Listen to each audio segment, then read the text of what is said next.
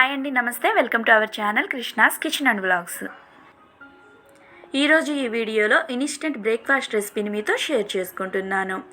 మనం tiffin prepare చేసుకోవడానికి batter ఏమీ లేనప్పుడు, రెగ్యులర్గా తినే టిఫిన్ బోర్ కొట్టినప్పుడు ఈ విధంగా ట్రై చేయండి. కేవలం 10 నిమిషాల్లో మనం బ్రేక్ఫాస్ట్ని ప్రిపేర్ చేసుకోవచ్చు. చాలా టేస్టీగా ఉంటాయండి. ఈ ఇన్స్టెంట్ దోశ రెసిపీని మీరు కూడా ట్రై చేసి మీకు ఎలా కుదిరిందో నాతో షేర్ చేసుకోండి. నేను ఈ దోశలకి కాంబినేషన్గా టమాటా చట్నీని, కొబ్బరి కారాన్ని తీసుకున్నాను. ఈ దోశలకి కాంబినేషన్గా ఏ చట్నీ అయినా కూడా సెట్ అవుతుంది. మీకు నచ్చిన చట్నీతోటి దీన్ని సర్వ్ చేసుకోవచ్చు. ముందుగా ఒక మిక్సీ జార్ని తీసుకొని అందులోకి 1 కప్పు వరకు పొడి బియ్యం పిండిని తీసుకోండి. అందులోకి 1/2 కప్పు వరకు బొంబాయి రవ్వను వేసుకోండి.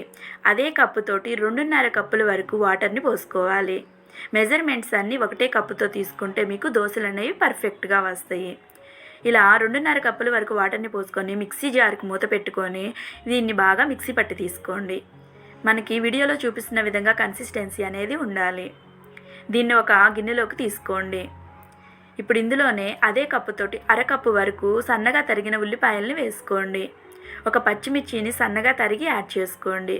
కొంచెం కరివేపాకును కూడా సన్నగా తరిగి యాడ్ చేసుకోండి. మీ రుచికి సరిపడినంత ఉప్పును కూడా వేసుకొని బ్యాటర్ మొత్తాన్ని బాగా కలపాలి. దీని కన్సిస్టెన్సీ వచ్చేసరికి వీడియోలో చూపిస్తున్న విధంగా ఉండాలండి. రవ్వ దోశలకి మనం ఏ విధంగా అయితే ప్రిపేర్ చేసుకుంటామో బ్యాటర్ అదే విధంగా ఉండాలి. స్టవ్ వెలిగించుకొని ఒక ప్యాన్ పెట్టుకొని ప్యాన్ బాగా హీట్ అవ్వనివ్వండి.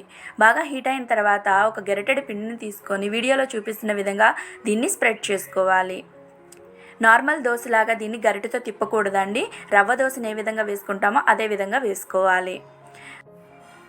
వీడియోలో చూపిస్తున్న విధంగా పలచగా దోశని స్ప్రెడ్ చేసుకున్న తర్వాత పైన డ్రై అయిన తర్వాత 1 టీ స్పూన్ వరకు ఆయిల్ని వేసుకోండి. ఇప్పుడు దీని మీద మూత పెట్టుకొని మంటని లో ఫ్లేమ్లోనే ఉంచుకొని బ్రౌన్ కలర్ వచ్చేంత వరకు దోశని బాగా కాల్చుకోవాలి. వీడియోలో చూపిస్తున్న విధంగా అంచులు ఈ విధంగా బ్రౌన్ కలర్ వచ్చిన తర్వాత రెండో వైపుకి టర్న్ చేసుకొని మీరు కావాలనుకుంటే ఇదే విధంగా ఫోల్డ్ చేసుకొని సర్వ్ చేసుకోవచ్చు. లేదంటే రెండో వైపు కూడా 1 నిమిషం పాటు కాల్చుకొని తీసుకోవచ్చు. మనకి లోపలంతా ఉడికిపోతుందండి. మనం పలుచగా స్ప్రెడ్ చేసుకున్నాం కాబట్టి రెండో వైపు కాల్చుకోకపోయినా కూడా దోశ అనేది పర్ఫెక్ట్గా కుక్ అవుతుంది. చూసారు కదా, ఈ దోశల్ని మనం క్రిస్పీగా కావాలనుకుంటే క్రిస్పీగా వేసుకోవచ్చు. సాఫ్ట్గా కావాలనుకుంటే సాఫ్ట్గా కూడా వేసుకోవచ్చు.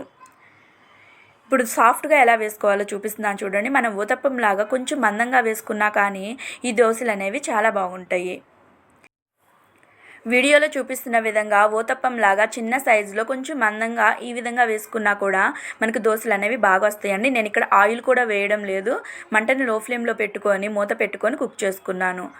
ఇలా ఒక 2 నిమిషాలు కుక్ చేసుకున్న తర్వాత రెండో వైపుకి టర్న్ చేసుకొని మూత పెట్టుకొని ఇంకొక నిమిషం పాటు కుక్ చేసి తీసుకోండి. ఆయిల్ వేయకపోయినా ఎంత చక్కగా దోశలు వచ్చినాయో మీరే చూడండి. ఈ దోశలు చాలా సాఫ్ట్గా టేస్టీగా ఉంటాయండి. ఇదే విధంగా మిగిలిన బ్యాటర్ మొత్తాన్ని దోశల్లాగా వేసుకొని తీసుకోండి. చూసారు కదా, ఇందులో ఎటువంటి బేకింగ్ సోడాని కానీ ఈనోని కానీ ఏమీ యూజ్ చేయలేదు. పిండిని కూడా ఇన్స్టెంట్గా అప్పటికప్పుడు ప్రిపేర్ చేసుకున్నాము. రెస్ట్ అనేది కూడా ఏమి ఇవ్వలేదు. ఈ విధంగా వేసుకున్నా కూడా దోశలు ఎంత క్రిస్పీగా కావాలంటే క్రిస్పీగా, సాఫ్ట్గా కావాలంటే సాఫ్ట్గా మనం ప్రిపేర్ చేసుకోవచ్చు. టేస్ట్ కూడా అంతే బాగుంటుంది. నేనైతే ఇక్కడ టమాటా చట్నీతో తీసుకున్నానండి. టేస్ట్ చాలా బాగుంది టమాటా చట్నీతో కూడా.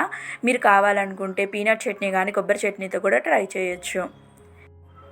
మనం రెగ్యులర్గా తినే బ్రేక్ఫాస్ట్ బోర్ కొట్టిన టిఫిన్ ప్రిపేర్ చేయడానికి బ్యాటర్ ఏం లేనప్పుడు ఒకసారి మీరు కూడా ఈ విధంగా ట్రై చేసి మీకు ఎలా కుదిరిందో నాతో షేర్ చేసుకోండి. ఈ రెసిపీ కనుక మీకు నచ్చినట్లయితే ఒక లైక్ చేయండి.